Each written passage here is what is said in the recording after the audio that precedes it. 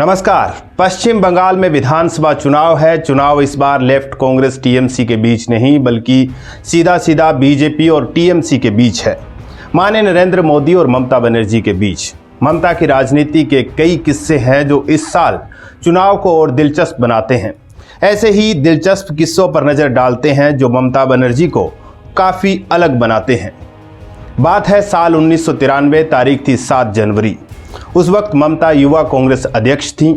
बंगाल के नदिया जिले में एक मूक बधिर बलात्कार पीड़िता के साथ राइटर्स बिल्डिंग जाकर तत्कालीन मुख्यमंत्री ज्योति बसु से मुलाकात के लिए वो उनके चैम्बर के दरवाजे के सामने धरने पर ही बैठ गई थी।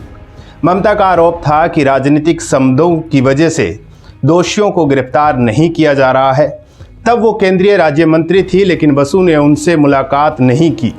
बसु के आने का समय होने पर जब लाख मान मनोबल के बावजूद ममता वहां से टस से मस होने को राजी नहीं हुई, तब उनको और उस युवती को महिला पुलिस कर्मियों ने घसीटते हुए सीढ़ियों से नीचे उतारा और पुलिस मुख्यालय लाल बाजार ले गए।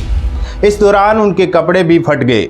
ममता ने उसी दिन मौके पर ही कसम खाई थी कि अब वो मुख्यमंत्री बनकर ही इस इमारत में दोबारा कदम रखेंगी। उन्होंने अपनी कसम को पूरी निष्ठा के साथ निभाया। आखिर 20 मई 2011 को करीब 18 साल बाद उन्होंने मुख्यमंत्री के तौर पर ही इस ऐतिहासिक लाल इमारत में दोबारा कदम रखा। पूर्व मुख्यमंत्री ज्योति बसु तो ममता की राजनीति से इतने चिढ़ते थे कि उन्होंने कभी सार्वजनिक रूप से उनका नाम तक नहीं लिया था। इसकी बजाय वे हमेशा ममता को वह महिला कहकर संबोधित करते थे। ममता का पूरा राजनीतिक करियर ऐसी कई घटनाओं से भरा पड़ा है, चाहे साल 1990 में सीपीएम के एक कार्यकर्ता लालू आलम की ओर से हुआ जानलेवा हमला हो या फिर सिंगूर में टाटा परियोजना के लिए जमीन अधिग्रहण के खिलाफ 26 दिनों का अनशन। ऐसी हर घटना उनके करियर में निर्णायक मोड़ साबित होती रही है। 16 अगस्त 1990 को कांग्रेस की अपील पर बंगाल बंद के दौरान लालू आलम ने हाजरा मोड़ पर ममता के सिर पर लाठी से वार किया था। इससे उनकी खोपड़ी चटक गई थी, लेकिन सर पर पट्टी बंधवा कर वे दोबारा सड़क पर उतर पड़ी। ममता के करीबियों ने तो मान लिया था कि अब ममता का बचना मुश्किल है, लेकिन जीने और बंगाल के लोगों के लिए कुछ बेहतर करने की अदम्य ललक ने ही उनको बचाया था। अपनी राजनीति के अनूठे स्वरूप और जुझारू प्रवृत्ति की वजह से दीदी ने अपने करियर में कई ऐसी चीज़ों को संभव कर दिखाया है जिसकी पहले कल्पना तक नहीं की जा सकती थी। इसमें वाम मोर्चा सरकार को अर्श से फर्श तक पहुंचाना भी शामिल है। देश में किसी और महिला नेता की गतिविधियों के प्रति लोगों में उतनी दिलचस्पी नहीं रहती जितनी दीदी के नाम से मशहूर ममता बनर्जी के प्रति रहती है। उनके जादुई व्यक्तित्व का ही करिश्मा है। ममता बनर्जी का राजनीतिक सफर 21 साल की उम्र में साल 1976 में महिला कांग्रेस महासचिव पद से शुरू हुआ था।